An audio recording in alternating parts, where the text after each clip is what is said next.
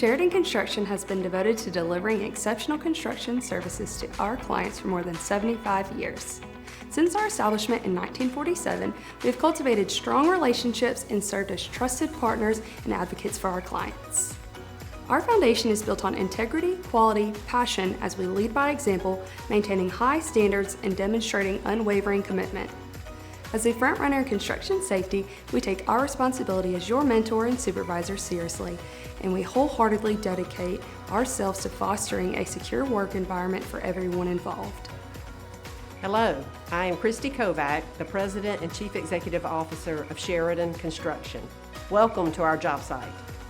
Our objective at Sheridan Construction is to establish ourselves as the leading builder in all the markets that we serve. We strive to deliver exceptional quality to each client while upholding the highest standards of safety across all of our operations. With this in mind, we are fostering a secure work environment for you, and we understand the significance of your role in your family's life, and we value your contribution to our team. Thank you for being a part of Sheridan Construction and helping us create a safe working environment for our projects that will positively impact communities for generations to come. In this safety orientation session, we will cover the safety requirements specific to Sheridan Construction job sites and provide a general overview of construction-related hazards. Following this video, your assigned Sheridan Construction Superintendent will provide you with detailed information on the safety concerns relevant to this job site. They will also request that you sign our acknowledgement form, which verifies your participation in this safety orientation. At Sheridan Construction, we highly value your dedication to safety first, as it is crucial not only for us, but also for the well-being of everyone in your vicinity. We appreciate your attentiveness during this training. At the heart of our culture lies the importance of maintaining a positive mindset towards safety. Approach each day with a positive attitude and be aware of your surroundings. Working together as a team in alignment with Sheridan Construction's safety requirements, we prioritize safety to ensure a secure work environment. Our objective is to achieve a safety record of 0 incidents each day. To accomplish this, we grant you the authority to stop any unsafe work practices. If you come across an activity or behavior that poses a safety risk, please immediately take action to stop the work and inform your assigned Sheridan superintendent. By taking this proactive step, we can promptly address and resolve the situation. We are dedicated to establishing a hazard-free work environment that enables our personnel to carry out their duties safely. It is essential to recognize that drugs and alcohol, including marijuana, can impair your ability to work safely, jeopardizing not only yourself but also others around you. Consequently, Sheridan Construction has a zero-tolerance policy for individuals working under the influence of drugs or alcohol. In the event of suspicion regarding impairment, or if you sustain any injury, are involved in any accident, or experience a near-miss accident, you will be promptly relieved of your duties and subjected to testing. We uphold a stringent disciplinary policy to ensure compliance with our safety rules. The consequences for infractions are as follows. The first infraction, if it does not lead to an injury, will result in a documented warning. The second infraction will result in a 3-day suspension from work. The third violation of our safety rules will lead to a permanent dismissal from the project. Furthermore, a discovery of a major infraction will result in an immediate termination from your position. For instance, failure to wear proper personal protective equipment would be considered a minor infraction, while working at heights without appropriate fall protection will be deemed a major infraction. General safety training is a mandatory requirement for all site workers. Task hazard analysis plays a crucial role in identifying where specialized on-the-job training may be necessary for various tasks and equipment. Specialized OSHA training is essential for individuals to be designated as competent persons. In specific areas such as scaffolding, excavation, fall protection, and confined space activities, a competent person undergoes training to effectively identify existing and potential hazards, as well as working conditions that may pose harm, unsanitary conditions, or danger. Furthermore, a competent person is authorized to eliminate or control these hazards and conditions. Specific training is mandatory for tasks involving the operations of heavy equipment, the use of powder-actuated tools, and work that requires the utilization of a respirator. Specialized on-the-job training is also required for spotters, flaggers, and crane operators. Your specialized training session will be conducted in person and will be meticulously documented by an on-site Sheridan superintendent. There are 4 approaches to effectively control safety hazards. The first method involves eliminating or substituting a construction method with an alternative that provides enhanced protection. The second method focuses on engineering a protective system to minimize or eliminate hazards and create a safe environment for all workers. Our third approach involves implementing pre-work planning measures to safeguard individuals from hazards. This may include resequencing work or adjusting work schedules to establish safer site conditions. The fourth method utilizes personal protective equipment as required. This includes essential items such as boots, pants, a shirt with sleeves measuring a minimum of 4 inches, hard hat, safety glasses, vest, and gloves. Task hazard analysis will identify instances where additional PPE may be necessary. Such additional equipment could include fall protection, face shields, chaps, steel-toed shoes, respirators, earplugs, as well as specialized hand or footwear. It is your responsibility to regularly inspect your PPE for signs of wear and tear and promptly remove them from service when necessary. Tools are equipped with protective guards and controls. It is important to never remove the manufacturer's guards or controls. Any tool that lacks proper protective guards or controls should be immediately taken out of service. Always ensure that you utilize the correct tool in the appropriate manner for the task at hand.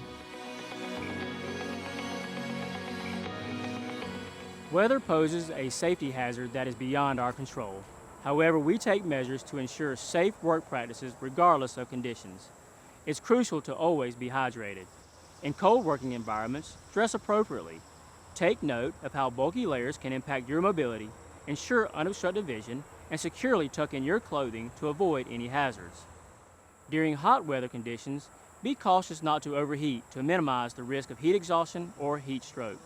If you or a coworker exhibit signs of weather-related illness, exercise your stop work authority immediately and seek assistance from a Sheridan construction superintendent. To uphold a safe work environment, it is crucial to have a comprehensive understanding of the materials present on the job site. The safety data sheets provided by the manufacturers serve as a valuable resource as they identify hazardous elements, outline proper handling methods, and offer guidance on appropriate first aid measures. Prior to commencing work, the superintendent ensures that the safety data sheets for all materials are readily available and on file. The SDS information is always accessible for review, empowering you to plan your work in a safe environment. When handling materials, it is crucial to exercise caution and remain mindful of the potential hazards. Take the time to carefully review safety data sheets and integrate preventative measures into task hazard analysis to promote safe work practices. Your THA should encompass a comprehensive plan for material storage and the necessary personal protective equipment. When transporting materials to your designated work area, carefully assess the load and seek assistance if it is too heavy to handle alone. If utilizing equipment to transport the materials, evaluate the slope and conditions of the travel path, and always ensure to use a backup alarm and spotters to enhance safety.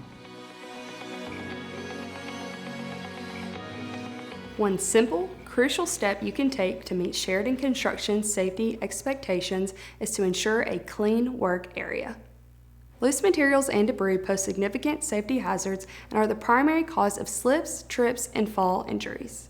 Moreover, a cluttered work area hinders work progress, restricts the movement of materials, and limits access and egress.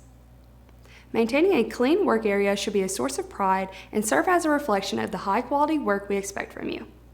Throughout the day, store materials in designated safe locations, promptly dispose of trash in the appropriate receptacles, and regularly sweep away debris. It is your responsibility to keep your work area clean and ensure its safety.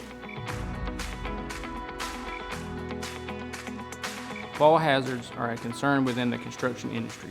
At Sheridan Construction, we have developed a fall protection program designed to safeguard individuals working at heights exceeding 6 feet.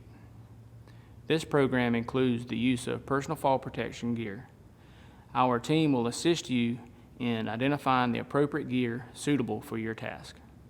You will receive comprehensive training on the proper usage and limitations of the restraint system. A Sheridan superintendent will educate you on how to inspect this gear for any defects as well as proper storage practices. Specialized training in fall protection is provided for crew members working in the elevated environments. Records of this training are maintained in the job site office. We implement additional fall protective measures such as the installation of guardrails and hole covers. Guardrails serve as a protective system that enclose areas with a fall hazard of 6 feet or more. These rail systems must meet specific criteria, including a minimum height of 42 inches and a mid-rail positioned at 21 inches, and a toe board measuring 4 inches in height. Additionally, the guardrail system must be capable of withstanding a lateral force up to 200 pounds. To address the floor or ground openings, any hole with a depth or diameter exceeding 2 inches must be securely covered. These covers should be clearly labeled as hole or hoyo for visibility and awareness. When operating in elevated spaces or dealing with heavy materials that cannot be manually carried, it is crucial to employ the appropriate rigging methods for each lift. This ensures that the capacities and attachments align with the specific load being lifted. The lifting and hoisting plans can be found in the site-specific safety plan. During material hoisting, it is essential to use proper signaling and spotters and guidelines as necessary. When rigging equipment is not in use, it should be securely stored in a Connex box protected from the elements.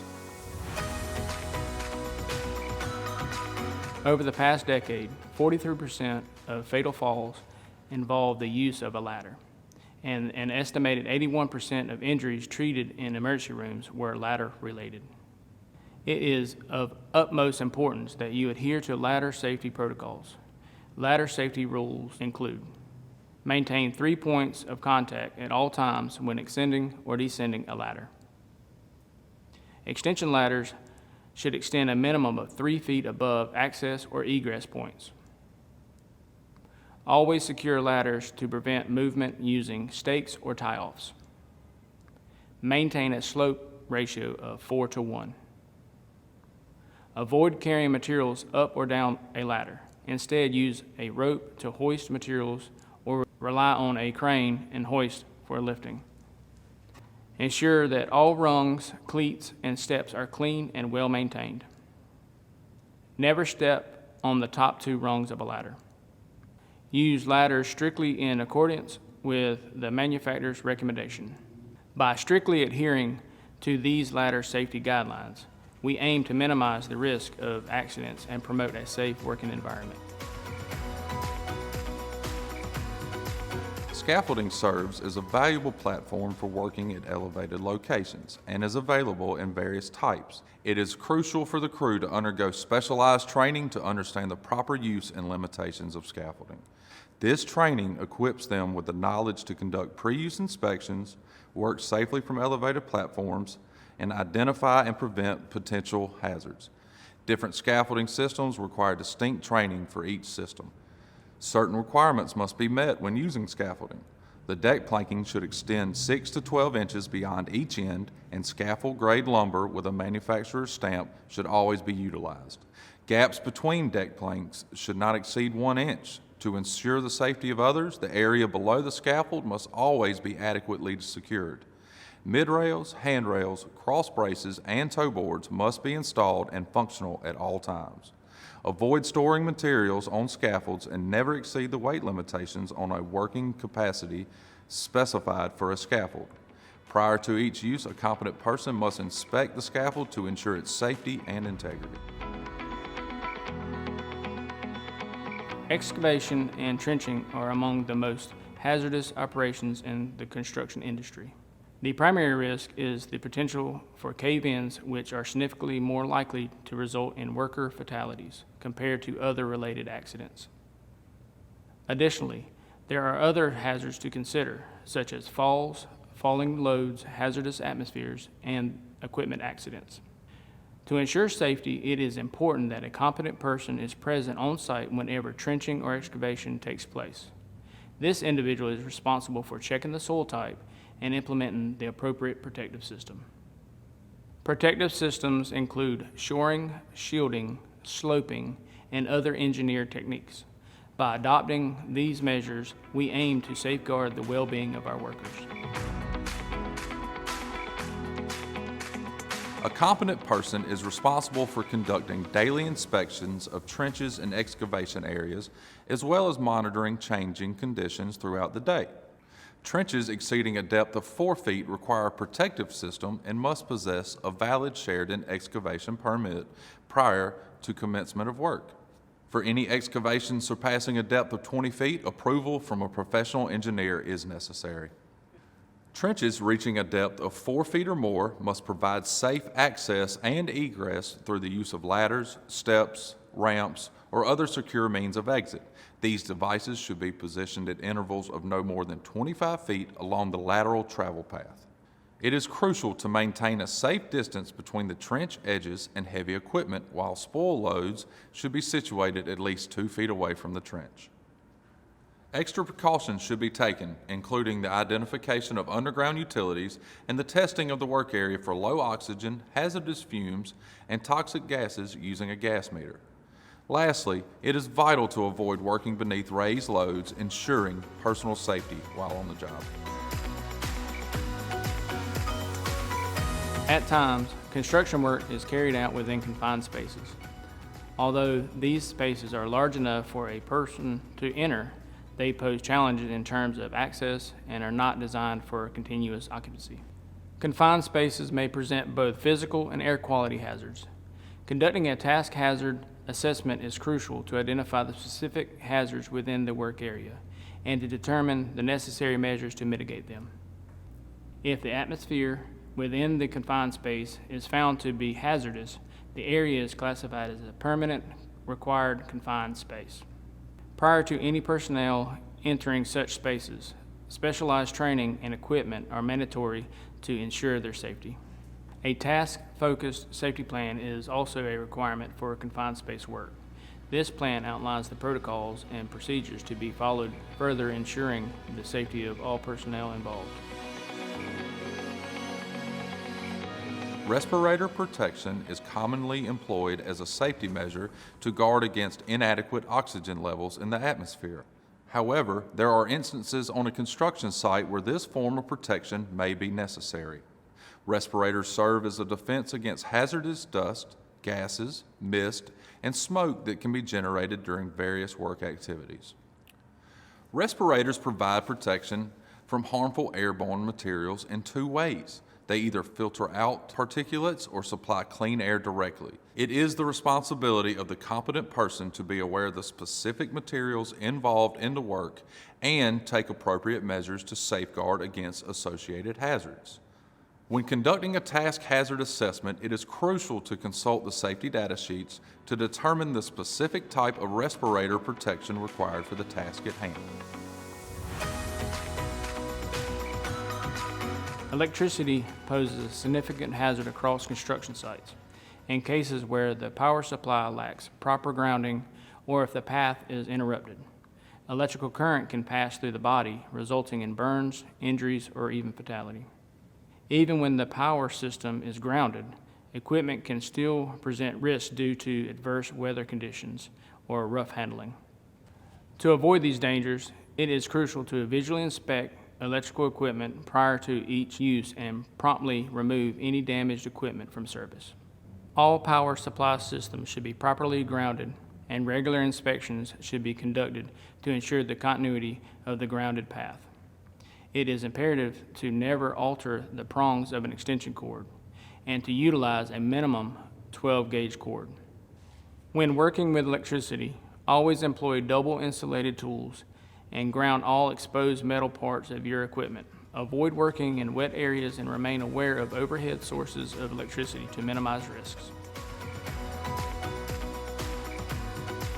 At Sheridan Construction, safety is our utmost priority, and we are fully dedicated to providing leadership and support in order to create a secure work environment.